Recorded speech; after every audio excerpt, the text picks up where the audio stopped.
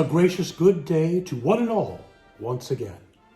'Tis I, Norton the First, by grace of God, Emperor of the United States and Protector of Mexico. Back with you once again for episode number 123 of Emperor Norton's fantastic history vlog. Today is August 21st, 2020, our 157th day under COVID-19 restrictions. Now, you may notice I sound a little bit hoarse today. I don't have a cold. I don't have COVID as far as I know. But there are fires burning all around us, and it's affecting the air quality, which therefore affects our imperial voice. So hopefully these fires get put out soon. Oh, if only we'd rake the forests, we would be having these problems, but we are, and they're out of control, and they're burning all around us. So we're good here in San Francisco, just bad air quality, and it smells like a barbecue out there today. Well, let's begin, as we always do, with our national days. Today is Senior Citizens Day. Well, considering that we're 201 years old, that applies to us, right? Pay reverence. National Spumoni Day. Ooh. Oh, but I like the Tootsie Fruitsy ice cream. Marx Brothers fan will get that one. Marx Brothers fans. Poets Day. Hi, Mark. And Men's Grooming Day. Well, as you can see, that has gone completely out the window during the pandemic. Boy, we're sure glad we got groomed back in January. Yeah. Florida man story today. Florida man caught posing as middle school student to play in youth football league. He was 21. Oh, those Florida men. Now, we're doing something a little bit different today, as seems like we have been all week for our This Date in San Francisco history. We're not using John Ralston's book again because we forgot a very important birthday on the 19th. Therefore, we are dedicating today's San Francisco segment specifically to her because it was the birth date of Mary Ellen Pleasant. She was a successful 19th century American entrepreneur, financier, real estate magnate, and abolitionist whose life is surrounded in mystery. Mary Ellen attended the Religious Society of Friends before being baptized in the Baptist faith. She worked on the Underground Railroad to help free slaves across many states and then helped bring it to California during the Gold Rush era. She was a friend and financial supporter of John Brown and well known in abolitionist circles.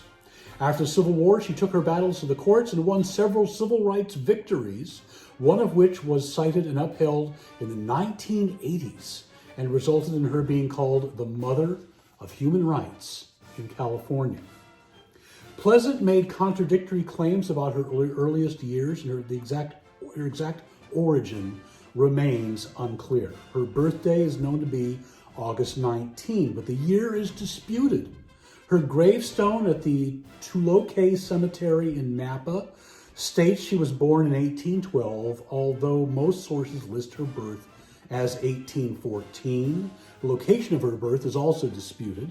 Some claim she was born in Georgia, but she stated in her autobiography that she had been born in Philadelphia. The identity of her parents is also unknown. Her writing stated that her mother was a full-blooded negress, sorry for the term, that's her words, from Louisiana, and her father was Hawaiian. But in another version of her memoirs, dictated to her goddaughter Charlotte Downs, she wrote that she was born a slave to a voodoo priestess and John Hampden Pleasance, youngest son of the governor of Virginia, James Pleasance. In any case, she showed up in Nantucket, Massachusetts, circa 1827 as a 10 to 13-year-old bonded servant to a Quaker storekeeper, Grandma Hussey.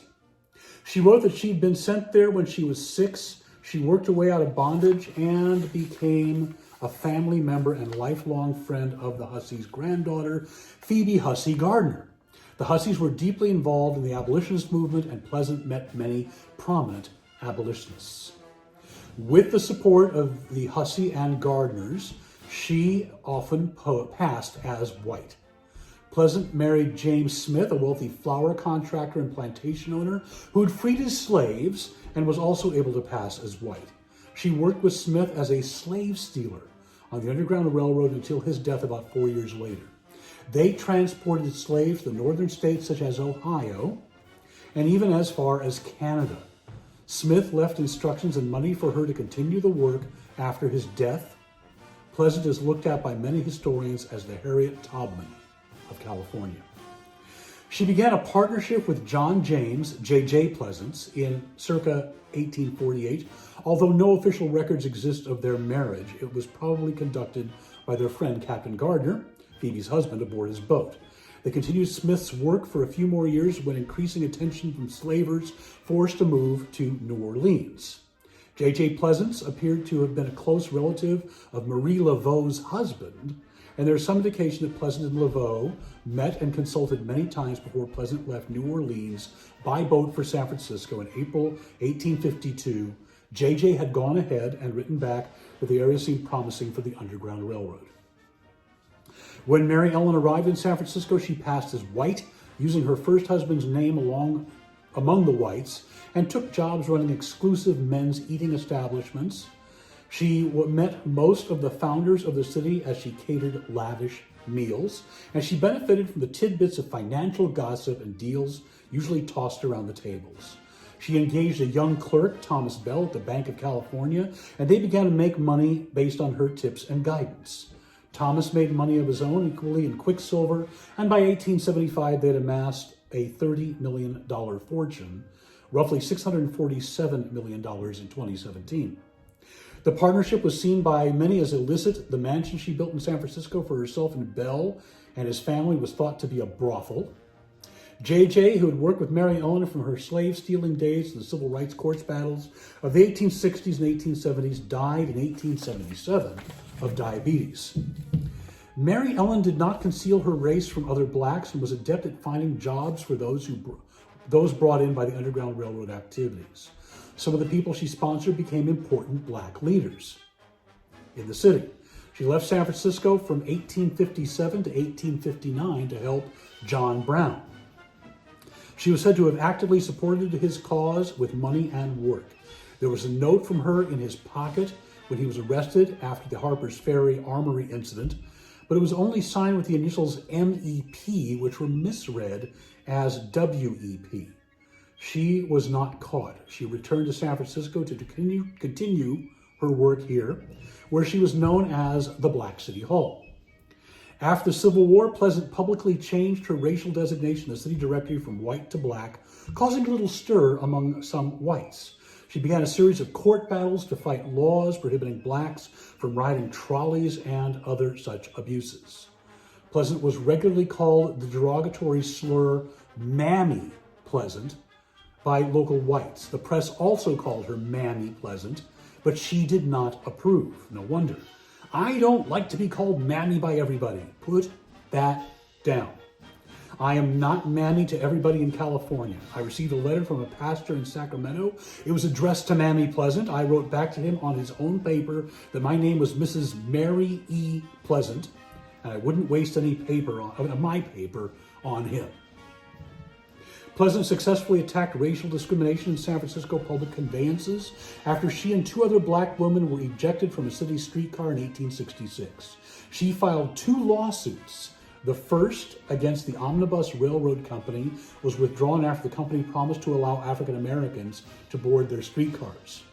The second case, Pleasant versus North Beach and Mission Railroad Company, went to the California Supreme Court and took 2 years to complete. In the city, the case outlawed segregation in the city's public conveyances. However, at the state Supreme Court, the damages awarded against her at the trial court were reversed and found excessive. Later in life, a series of court battles with Sarah Aletha Hill, Senator William Sharon, and the family of business associate Thomas Bell, including his widow, Teresa Bell, and his son, Fred Bell, damaged Pleasant's reputation and cost her resources and wealth. Story has it that Mammy kept the feeble, near-senile Bell a prisoner in his mansion Octavian Bush, and that she fed his children dog meat and stale bread. Now, a lot of bad information comes from two biographies that the Bells commissioned specifically to discredit Mary Ellen Pleasant. Do not read any books about her that were written by Helen O'Donnell Holdridge because they are just a pack of lies. She died in San Francisco, California on January 4, 1904 in poverty, and she was buried in the Sherwood family plot at Tuloke Cemetery, Napa, California. Her gravesite is marked with a metal sculpture that was dedicated on June 11, 2011. Pleasant's life has also been discussed in film and television, including the 2008 documentary Meet Mary Pleasant, and a segment in the 2013 episode of the Comedy Central series Drunk History, in which Pleasant was portrayed by Lisa Bonet. In 1974, the city of San Francisco designated eucalyptus trees that Pleasant had planted outside her mansion at the southwest corner of Octavia and Bush Streets in San Francisco as a structure of merit. The trees and associated plaque are now known as Mary Ellen Pleasant Memorial Park, which is the smallest park in San Francisco. They're still there. Go out and see them sometime. There's also a plaque for her in the Fillmore district near the corner of Fillmore and Geary, just about a half block south of that. There's a series of plaques there, but hers is one of them. Her burial site has been designated as a Network to Freedom site by the National Park Service. Pleasant Street on Nob Hill is named for her. So hats off to Mary Ellen Pleasant. If you've ever been on the tour, you know that she comes up from that. She's depicted on the mural in the Monadnock building. So check that out if you've never seen it. Beautiful mural. I'll try to put a picture of it. Hopefully they show the side with her. I think they do in the photos. Well, that took a long time because we really wanted to give her her due, as she has not been given it by some sources. And it's a very important story. But we must continue with our other histories. In the year 1680, on this day, Pueblo Indians take possession of Santa Fe from the Spanish. Didn't they have it to begin with? 1831, former slave Nat Turner leads an uprising against slavery. 1841, John Hamilton patents the Venetian blind. You know how you make a Venetian blind? Poke him in the eyes. Sorry. Where was I? 1888, American inventor William Seward Burroughs patents the adding machine. 1911, the Mona Lisa is stolen from the Louvre by Vincenzo Perugia, recovered in 1913. That might be Perugia, I think. 1938, Italy bans all Jews from teaching public and high school. 1959, Hawaii becomes the 50th state. Happy Statehood Day, Hawaii. 1968, the Democratic Convention opens in Chicago.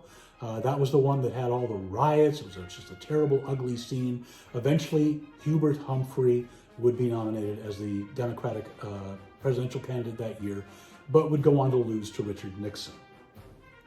1968, Warsaw Pact forces complete their invasion of Czechoslovakia. Czechoslovakia by arresting the Czech leader Alexander Dubček and forcing him to sign the Moscow Protocols. 1969, the first Gap clothing store opens on Ocean Avenue in San Francisco. In 1991, a conservative coup in the Soviet Union is crushed by popular resistance led by Boris Yeltsin in 3 days. 2015, after 108 years, a message in a bottle put at sea by the UK Marine Biological Association is announced found on a beach in Amrum, Germany. 2017, the total solar eclipse is visible from North America.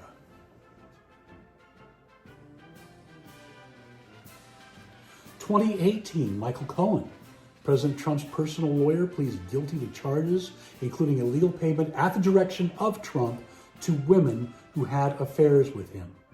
His autobiography, his book, Michael Cohen's book is coming out very soon. Can't wait to read it.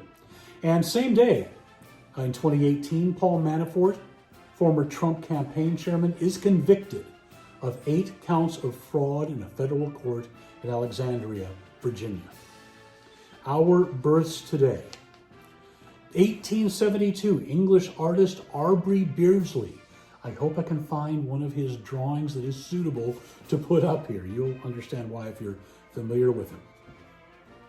1906, William Count Basie, jazz pianist, band leader, one of the greats. Speaking of greats, 1906, Fritz Freleng, animator, one of the creators of Bugs Bunny and numerous other Warner Brothers characters. He was part of the Termite Terrace, they called it, the animators at Warner Brothers who all worked on one building. Just classic stuff. Make sure to check out the really old Warner Brothers cartoons, the 30s and 40s. Not the newer stuff, it's not as good, but that stuff with people like Bob Clampett, Fritz Freleng, Tex Avery, and Chuck Jones. The best. Where was I? Oh, in 1921, Nancy Culp, Miss Jane, from the Beverly Hillbillies, would later go on to a political career and was a lesbian. 1923, Arthur Art Janov, American psychologist and psychotherapist noted for creating primal scream therapy. Ah! Sorry. 1930, Margaret Rose, Countess of Snowdon, sister of Queen Elizabeth II. 1936, Mart Crowley, American playwright, wrote Boys in the Band. Just rewatched that movie recently. It's a little dated, but still worth watching. 1936, Wilt Chamberlain, one of the greatest basketball players of all time, Wilt the Stilt. 1938, just passed away recently, Kenny Rogers, musician. Kenny! 1950, Arthur Bremer, the man who shot George Wallace in May 1972, leaving him paralyzed. 1953, Joe Strummer, co-founder of The Clash. And 1962, actor Matthew Broderick. 1973, Sergey Brin, Russian-born American computer scientist and businessman, co-founder of Google with Larry Page. 1974, Amy Fisher, who shot Mary Jo Buttafuoco.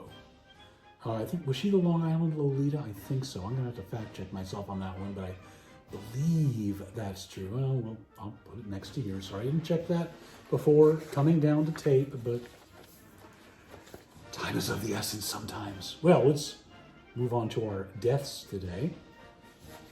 1940, Leon Trotsky, Russian Marxist revolutionary, political theorist, founder of the Red Army, is assassinated at the age of 62, by an ice pick wielding Ramon Mercader. That was in the Coyoacan section of Mexico City. After his expulsion from the Soviet Union, he lived with Frida Kahlo and Diego Rivera for a number of years until moving to his own place right around the corner, actually. Both his house and Frida Kahlo's house are museums now and well worth visiting. 1947, the death of Ettore Bugatti, Italian-French automobile designer and manufacturer. Yes, the Bugatti automobile. 1982, Benigno S. Aquino Jr. assassinated after returning to the Philippines after years of exile.